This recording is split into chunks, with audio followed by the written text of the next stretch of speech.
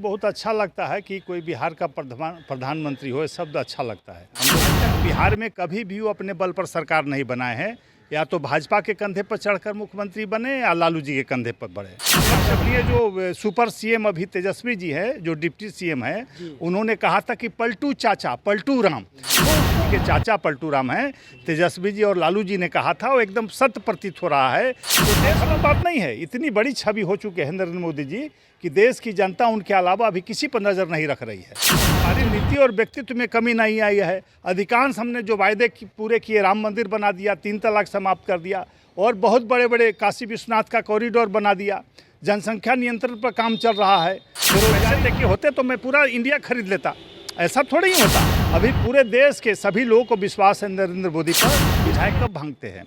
जब उनको लगता है कि हमारा नेता सही नहीं है, हमारी पार्टी नहीं सही है, विचारधारा सही नहीं है। आप देख रहे बिहार इन शॉर्ट्स, मैं हूं आपके साथ रोहित। आपको बता दें कि बिहार में जब से नए महागठबंधन की सरकार बनी है तो ये बातें निकल कर सामने आ रही है कि अब 2024 लोकसभा चुनाव में प्रधानमंत्री का चेहरा नीतीश कुमार को बनाया जाएगा। और जो बीजेपी विपक्ष की भूमिका में है वो कहते नजर आती है कि कभी नीतीश कुमार का ये सपना पूरा नहीं होगा। मेरे साथ मौजूद है प्रदेश प्रवक्ता डॉक्टर विनोद शर्मा।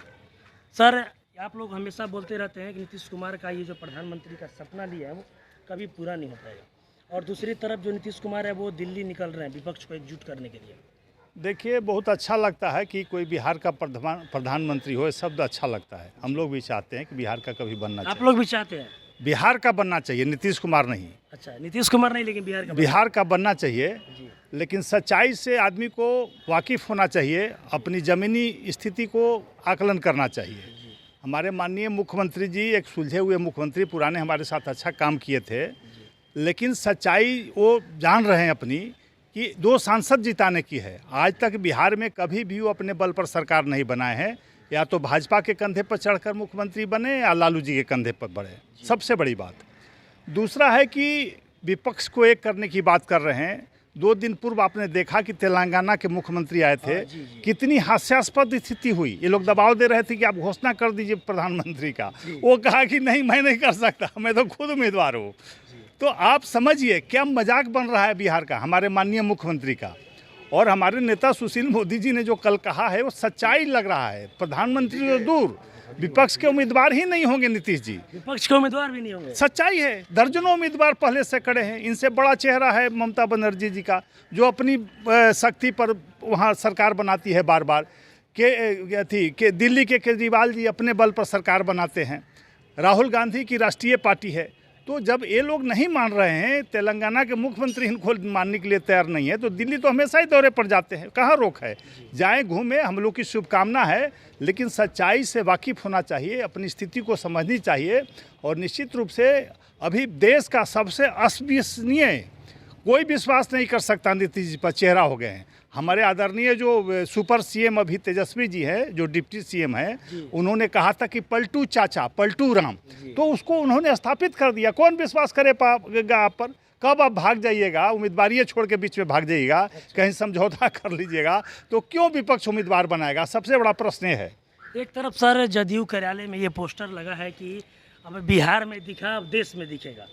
अरे भाई, देश में तो आप दिख रहे हैं। मैंने कहा ना कि देश का सबसे अविश्वसनीय चेहरा, देश जान गया कि आप सही में पलटू राम हैं, तेजस्वी जी के चाचा पलटू राम हैं। तेजस्वी जी और लालू जी ने कहा था, वो एकदम सत्य प्रतीत हो रहा है।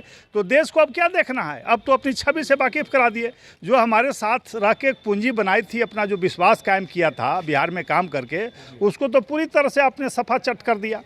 तो अब कैसे, किस मुँह से आप कहने जाइएगा कि हमको उम्मीदवार बनाओ? अब पहले ही लोग भाग रहे हैं आपके नाम पर। तो देखिए, सबकी लालसा होती है कि हम बड़े पद पर जाएं, प्रधानमंत्री बने, राष्ट्रपति बने, मुख्यमंत्री बने। हम लोग की है शुभकामना, लेकिन सच्चाई को समझना चाहिए आदरणीय नीतीश जी को कि ज़मीनी स्थिति वो नहीं है कि उनको कोई उम्मीदवार मानेगा। तो ठीक है, मेहनत करें। मेहनत करने में सबसे बड़ी बात है कि भी नरेंद्र मोदी के व्यक्तित्व के सामने, उनकी कार्यशैली के सामने विपक्ष में कोई नज़र नहीं आ रहा है। देश का मान सम्मान पूरे विश्व में बढ़ाया है नरेंद्र मोदी जी ने। आज पूरा डंका बज गया है। आपने देखा कि रसिया कोरोना युद्ध में किस तरह से युद्ध को रोकवा करके भारतीय बच्चों को निकलवाने का काम किया। तो ये साधारण बात नहीं है। इतनी बड़ी छवि हो चुके हैं नरेंद्र मोदी जी कि देश की जनता उनके अलावा अभी किसी पर नज़र नहीं रख रही है। अभी जदयू कार्यकारिणी का बैठक चल रहा है, कल नीतीश कुमार वहां पर पहुंचे थे, तो उनका कहना था कि 2024 तक पूरे विपक्ष को एक करेंगे, 2024 में 50 सीट भी बीजेपी नहीं लाएगी, उसका सुपड़ा साफ कर देंगे। देखिए, बोलना आसान है, जी लेकिन मैंने कहा ना कि सच्चाई से बहुत दूर हैं। भाजपा के प्रति इतनी अच्छी अवधारणा पूरे देश में, विश्व में है, हमारे नेता के प्रति, नरेंद्र मोदी जी के प्रति, तो ये तो हमारी सीट और बढ़ेगी।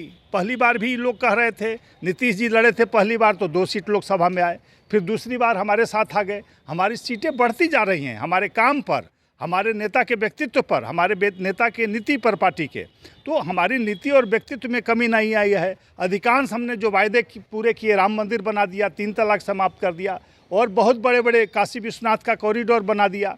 जनसंख्या नियंत्रण पर काम चल रहा है, बेरोजगारी दूर करने की बात कर रहे हैं हमारे प्रधानमंत्री। 10 लाख नौकरियां अभी आदेश दिया है भारत सरकार के अथी में।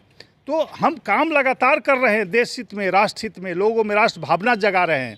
तो ऐसे में कैसे कोई सोच सकता है दूसरी पार्टी के लिए? इसलिए हमें नहीं लगता है कि अभी दूर दूर तक कहीं इस तरह की संभावना है। जिस तरीके से सर मणिपुर में जदयू के 5 विधायकों को बीजेपी अपने पाले में कर लिया, तो उसको लेकर नीतीश कुमार का कहना है कि जब अलायंस में थे तब भी आरसीपी को साथ लेकर मेरे साथ विश्वासघात करते थे। देखिए, यही तो आश्चर्यजनक अच्छी बात आपने याद दिला दी, मैं भूल रहा था। अरुणाचल हो या और दूसरे राज्यों में इनके लोग अविश्वास हो गया इन पर, इनके नीति पर, इनकी पार्टी की नीति पर, इनके राष्ट्रीय अध्यक्ष पर। विधायक कब भांगते हैं? जब उनको लगता है कि हमारा नेता सही नहीं है, हमारी पार्टी नहीं सही है, विचारधारा सही नहीं है। तो आप समझ लीजिए कि विधायकों में अविश्वास हो गया। हम नहीं लाने गए थे, वो हमारे दरवाजे पर खुद चल के आए था कि पैसे के बल पे तोड़ा गया। अरे भाई, वो न बतावे, उनके पीछे जो अशोक चौधरी खड़ा रहते हैं, 5 MLC लेके भागे थे कांग्रेस से, कितना पैसा दिया था नीतीश जी बतावे। राजद के MLC को तोड़ा, अभी लोक जनशक्ति पार्टी के MLA को मिलाया, तो ये जमा खान को बासपा से मिलाया, कितने पैसे दिए हैं? अगर पैसे दे के होते तो मैं पूरा इंडिया खरीद लेता। ऐसा थोड़ा ही होता है।